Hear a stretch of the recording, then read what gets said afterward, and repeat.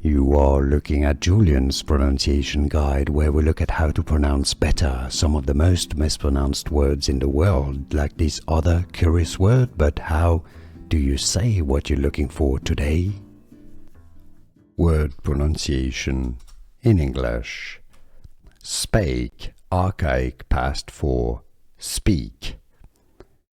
Spake, now it's usually pronounced as speaked. Word pronunciation in English. Spake, archaic past for speak. Spake, now it's usually pronounced as speaked. Word pronunciation in English. Spake, archaic past for speak. Spake, now it's usually pronounced as speaked.